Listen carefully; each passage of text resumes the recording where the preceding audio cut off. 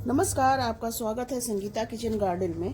तो देखिए, मैं आज एक नया गमला लेकर के आई हूँ। तो प्लास्टिक का गमला है, तो मैं इसको कैसे भरती हूँ। देखिए, नीचे सूखी हुई बहुत सारी जो किचन वेस्ट है वो है, और नीचे देखिए ये नीम की पत्तियाँ हैं। तो नीम की पत्तियाँ मुझे कहीं से मिला था तो मैं ले आई थी, तो वो सूख गए हैं, बिल्कुल सूखी हुई है सारी चीज़ें।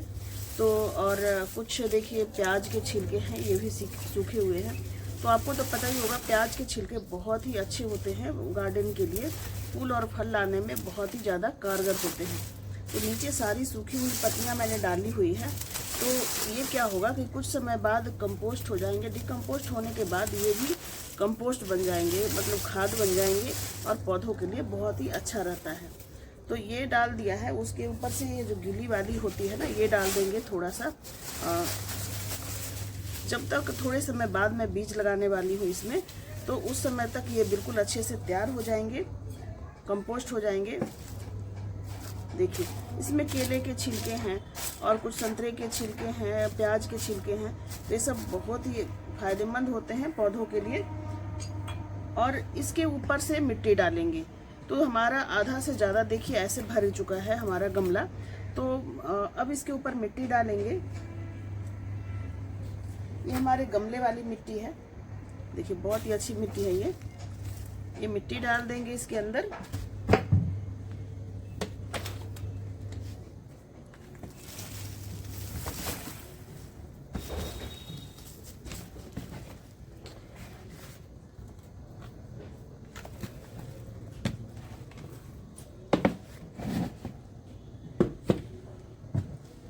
अब मिट्टी ऊपर से और हल्की हो, उसके लिए मैं मंदिर गई थी, तो वहाँ से काफ़ी सारे मुझे फूल मिल गए थे। तो अभी और भी रखी हुई है, उसको मैंने सूखने के लिए रखा हुआ है। तो इस फूल को ऐसे तोड़ लीजिए अच्छे से, देखिए, और इस तरह से ऐसे कर दीजिए। तो जो राइस हस्क मिलाते हैं ना, तो वो तो मंगवाना पड़ता है, और ऑनलाइन मैंने कभी नहीं मंगवाया है। मैं यही सब चीज़ें यूज करती रहती हूँ, गार्डन की पत्तियाँ वगैरह, या फिर ये सब राइस। पैसे खर्च करके गार्डनिंग करना तो सभी करते हैं, पर फ्री का गार्डनिंग हो जिसमें पैसे खर्च ना करना पड़े। और ये जो फूल होते हैं कहीं ना कहीं फेंक ही देते हैं। मैंने पंडित जी से पूछा कि इस फूल का क्या करते हैं, तो उन्होंने बोला कि इस फूल को मैं कहीं रखवा देता हूँ, इधर उधर फेंकवा देता हूँ। तो मैंने कहा मैं ही ले जाती हूँ। तो उन्होंने बोला ठीक है, आप ले जाया कीजिए। तो मैं वहाँ से लेकर के आ गई। अभी काफ़ी सारे फूल मैं लेके आई थी, और भी लाएंगे। तो ये इन सब को इस तरह से मिट्टी में मिक्स कर देंगे ना, देखिए सारे अलग हो जाते हैं। तो ये राइस का हस्क जो होते हैं उससे कम कारगर नहीं होगा, ये भी मिट्टी को हल्की करेगा।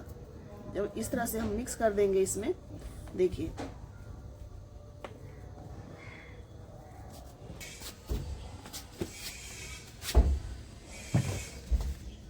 तो देखिए मैंने सारे फूल की पंखुड़ियाँ निकाल ली है। इस तरह से सबको अलग अलग कर देते हैं ना, तो ये बिल्कुल जैसे राइस हस्क हल्के होते हैं उसी तरह से ये हल्के हो जाते हैं। तो ये मिट्टी के लिए बहुत ही अच्छा रहेगा, कंपोस्ट भी हो जाएगा, खाद भी मिल जाएगा इससे, और मिट्टी हल्की भी हो रहेगी। तो मैं यही सारी चीज़ें करती रहती हूँ। राइस का हस्क मैंने कभी नहीं मंगवाया है अभी तक। नीचे से देखिए कितना सारा मैंने डाल दिया, गार्डन की जो होते हैं बेल का जो भी था सब मैंने डाल दिया। पत्तियाँ वगैरह काफ़ी थी, नीम की पत्तियाँ डाल दी। उससे क्या होता है कि नीम की पत्तियाँ वगैरह डाल देने से कीड़े मकोड़े भी नहीं लगेंगे, और कंपोस्ट हो जाएंगे, तो वो खाद में भी तब्दील हो जाएंगे। तो अब इनको ऐसे मिक्स कर देंगे।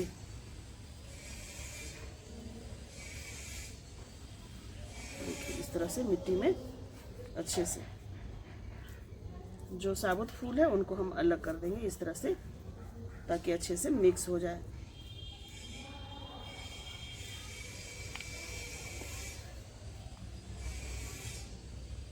इस मिट्टी को हवा लगा करके, थोड़ी सी धूप लगा करके रखा हुआ था। जो अच्छी वाली मिट्टी होती है ना, उसे ज़्यादा आप धूप में रख देंगे तो उसकी जो बैक्टीरिया होता है, गुड बैक्टीरिया, वो ख़राब हो जाते हैं, मर जाते हैं। इसलिए बहुत ज़्यादा धूप में नहीं सुखाना चाहिए। मैंने इसमें थोड़ी सी गोबर की खाद भी रखी हुई थी। तो देखिए इसको तोड़ देंगे, और बहुत अच्छी तरह से कंपोस्ट हुआ हो उसी को डालें। जो कंपोस्ट नहीं होते हैं ना उनको डालेंगे। इसमें केचुआ भी हैं, तो केचुआ मिट्टी के लिए काफ़ी फायदेमंद होते हैं और आपके गार्डन के लिए भी। तो इनको अच्छी तरह से मिक्स कर देंगे। देखिए आपको यहाँ पर दिख रहा होगा, इनको अच्छी तरह से ऐसे मिक्स कर दीजिए। मुझे गार्डनिंग करना अच्छा लगता है, इसलिए मैं केचुआ को भी झेल लेती हूँ। वैसे केचुआ से मुझे पहले बहुत ज़्यादा डर लगता था।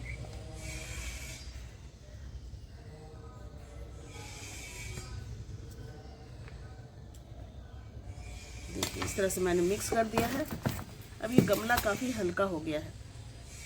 अब सिर्फ मिट्टी भरे होते तो इसमें काफ़ी ज़्यादा मिट्टी लगता। अब ये ऐसे हल्की सी मिट्टी हो गई है और धीरे धीरे ये डिकम्पोस्ट हो जाएंगे और इस मिट्टी भी बहुत कम लगा। देखिए बहुत कम लगा, गमला काफ़ी हल्का हो गया है। तो इस तरह से आप गमला बनाएंगे ना, तो जितने भी इस तरह से गमला तैयार करेंगे ना, तो कुछ समय बाद जो पौधा इसमें लगाएंगे तो जब तक ग्रो होंगे तब तक नीचे का डिकम्पोस्ट हो जाएगा। तो ये मिट्टी थोड़ी सी नीचे चली जाएगी, बैठ जाएगी, तो ऊपर से थोड़ी थोड़ी मिट्टी और डाल दे जब नीचे बैठ जाए। तो अभी इसको कस के दबाने की ज़रूरत नहीं, अपने आप वो जैसे जैसे डिकम्पोस्ट होगा और वो नीचे चला जाएगा मिट्टी। फिर धीरे धीरे इसमें थोड़ी सी मिट्टी, गोबर की खाद वगैरह मिक्स करके डालते रहें तो अपने आप ही ये मिट्टी बहुत ही अच्छी हो जाती है, बहुत ताकतवर मिट्टी हो जाती है। और जब डिकम्पोस्ट होंगे ना 3-4 महीने बाद, जब गमला पलटेंगे, जब अच्छे से जो नीचे डाला है गार्डन वेस्ट, तो वो बिल्कुल ब्लैक गोल्ड होकर के वही निकलते हैं और बहुत उससे अच्छी कोई खाद नहीं है। इधर उधर से खाद ला करके पैसे बर्बाद करने का कोई फ़ायदा नहीं होता है। मैं तो ऐसे ही काम करती हूँ और हमारे गार्डन में आपने देखा होगा, मैंने आज भी हार्वेस्टिंग करी थी, तो काफ़ी सारे अच्छी से सब्जियां वगैरह निकलती रहती है। तो देखिए इस तरह से मैंने बराबर कर दिया है। अब इसे मैं 2-4 दिन ऐसे ही छोड़ दूंगी। अभी इसमें पौधे नहीं लगाएंगे, मैं इस तरह से तैयार करके छोड़ देती हूँ। और जब हमें पौधे लगाने होते हैं तो लगा देते हैं आराम से, कोई टेंशन नहीं होता है कि अभी हमें गमले तैयार करने हैं। तो इसी तरह से आप भी लगाइए। तो इसी तरह से आप भी गमले तैयार कीजिए और खूब सारी फूल लगाते हैं तो फूल भी अच्छे से आएंगे। और यदि सब्जियां वगैरह लगाते हैं तो सब्जियां वगैरह भी खूब खाने को मिलेगी। तो मेरी वीडियो ज़रा सा भी अच्छी लग रही हो तो लाइक और सब्सक्राइब करना ना भूलें। फिर मिलते हैं अगली वीडियो में। नमस्कार।